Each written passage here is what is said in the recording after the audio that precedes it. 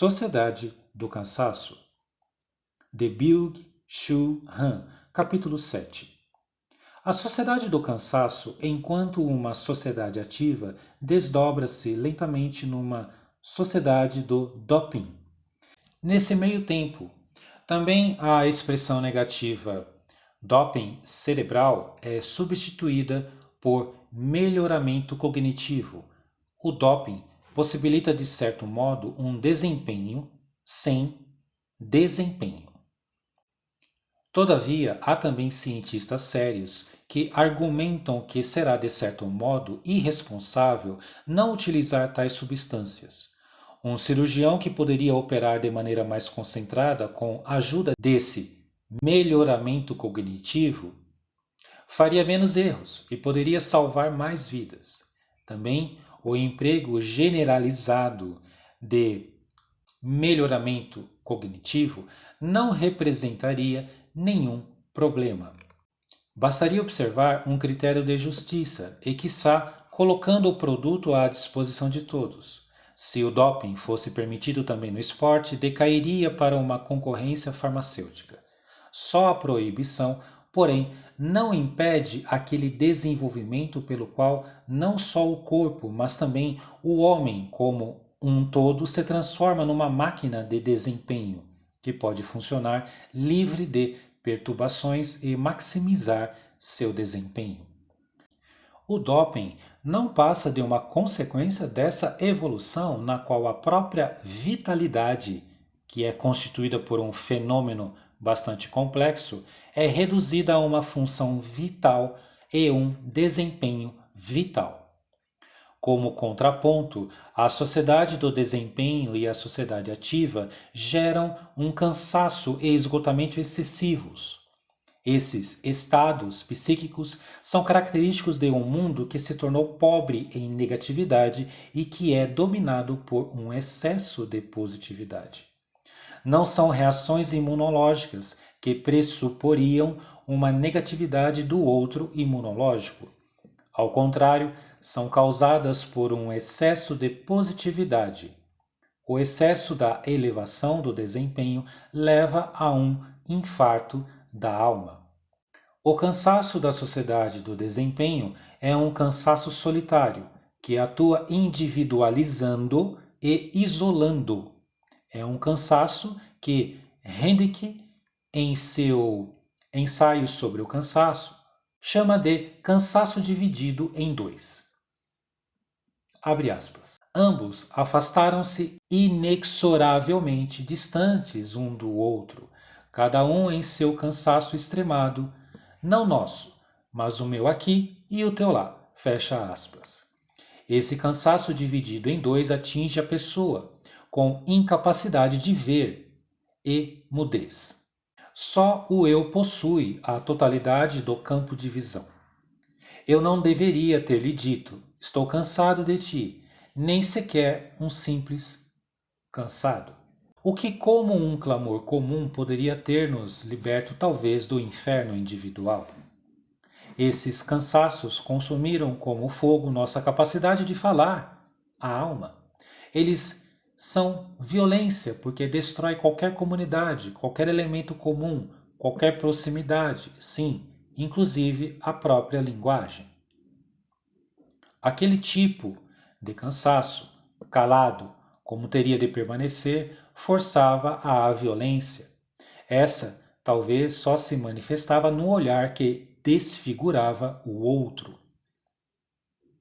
A um cansaço calado, cego, dividido, Hendrick contrapõe um cansaço falaz, vidente, reconciliador. O cansaço, enquanto um mais do menos eu, abre um entre na medida em que afrouxa as presilhas do eu. Eu não só vejo simplesmente o outro, mas eu próprio sou o outro e o outro torna-se igualmente eu. O entre é um espaço de amizade como indiferença, onde ninguém ou nada domina ou sequer tem o predomínio.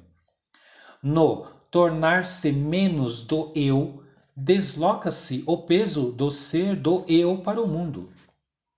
É um cansaço que confia no mundo, enquanto eu. O cansaço eu, enquanto cansaço solitário, é um cansaço sem mundo, destruidor de mundo. Ele abre o eu, torna-o permeável para o mundo, restabelece a dualidade que foi totalmente destruída no cansaço solitário. A gente vê e é vista. A gente toca e é tocada. Um cansaço como tornar-se acessível, sim, como plenificação do ser tocado e mesmo do poder tocar.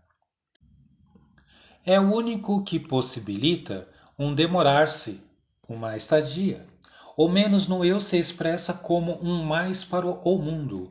O cansaço era meu amigo. Eu estava ali de volta, no mundo. Nesse cansaço fundamental, Hendrick reúne todas aquelas formas de existência e de convivência que desaparecem totalmente no empuxo da absolutização do ser ativo.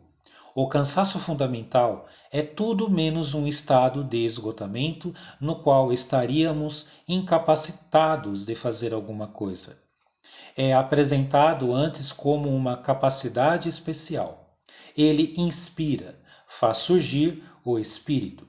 A inspiração do cansaço equipara-se ali ao não fazer, uma ode de Píndaro a um cansado e não a um vencedor. Eu imagino cansado como a sociedade pentecostal recebe o espírito através do banco. A inspiração do cansaço diz menos o que se deve fazer do que aquilo que pode ser deixado de lado. O cansaço habilita o homem para uma serenidade e abandono especial, para um não fazer sereno. Não é um estado onde todos os sentidos estariam extenuados. Desperta, ao contrário, uma visibilidade específica. Assim, Hendrick fala de um cansaço translúcido. Permite o acesso a uma atenção totalmente distinta, acesso a aquelas formas longas e lentas que escapam à hiperatenção curta e rápida. O cansaço articula. A confusão usual ganha ritmo através dele no bem-fazer da forma. Forma até onde alcança a vista.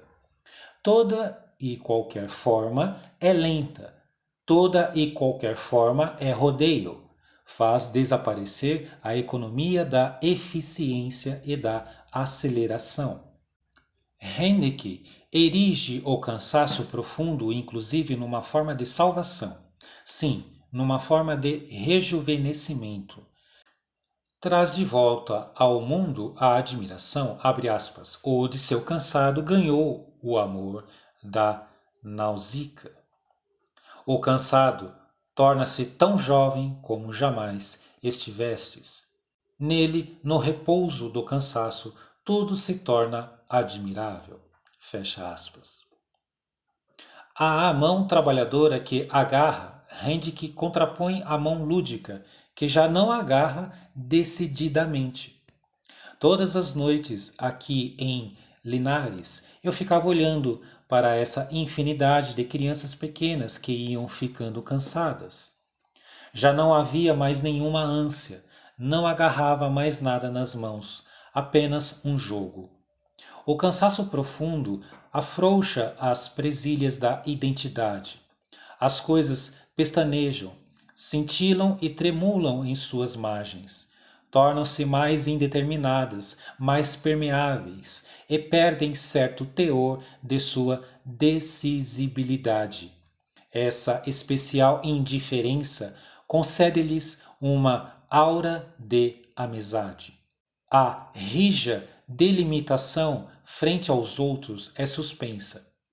Em tal cansaço fundamental, a coisa jamais aparece apenas para si, mas sempre junto com outras, e mesmo que possam ser apenas poucas coisas, no fim de tudo está junto com tudo. Esse cansaço cria uma amizade profunda e torna pensável uma comunidade que não precisa de pertença nem de parentesco. Homens e coisas mostram-se unidos através de um e amistoso. Handke vê essa comunidade singular, essa comunhão de singularidade, pintada numa natureza morta holandesa. Para o tudo em um, eu tenho uma imagem, aquela natureza morta de flores holandesas do século XVII, onde nos botões de flores realistas estão assentados aqui um besouro, ali um caracol, lá uma abelha, acolá uma borboleta. E, embora talvez nenhum deles tenha noção da presença do outro, no meu momento todos estão junto a todos. O cansaço de Handke não é um cansaço do eu, é o cansaço do eu esgotado.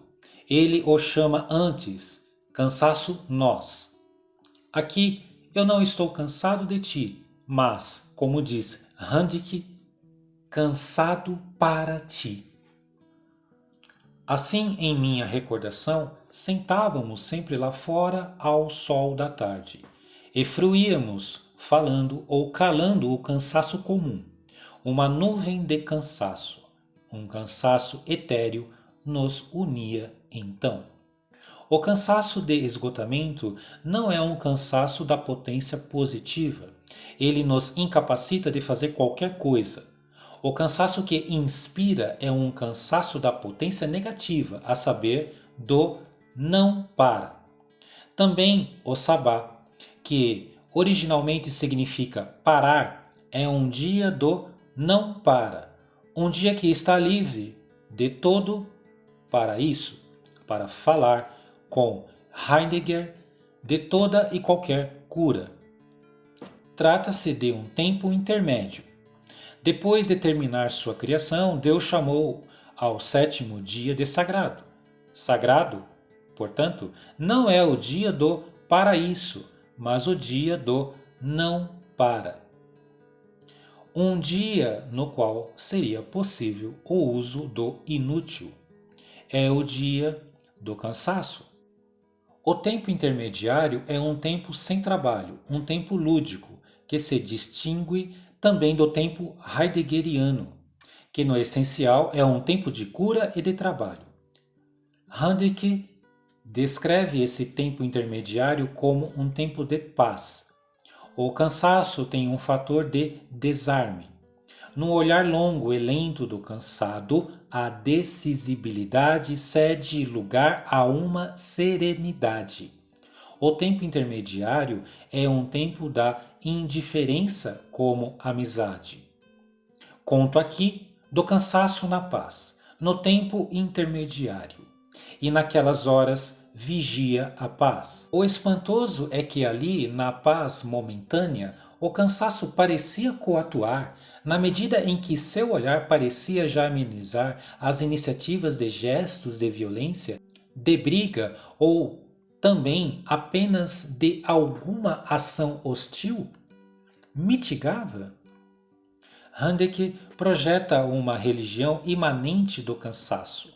O cansaço fundamental suspende uma individualização egológica, fundando uma comunidade que não precisa de parentesco.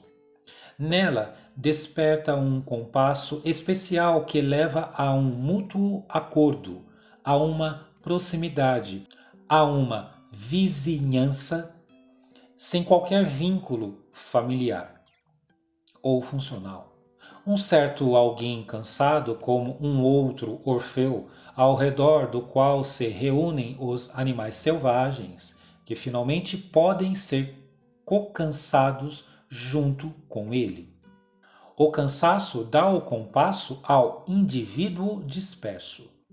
Aquela sociedade pentecostal que inspira ao não fazer se contrapõe à sociedade ativa. Ele a imagina através do banco cansado. É uma sociedade dos cansados, em sentido específico. Se a sociedade pentecostal fosse sinônimo de sociedade futura, a sociedade por vir poderia chamar-se então Sociedade do Cansaço.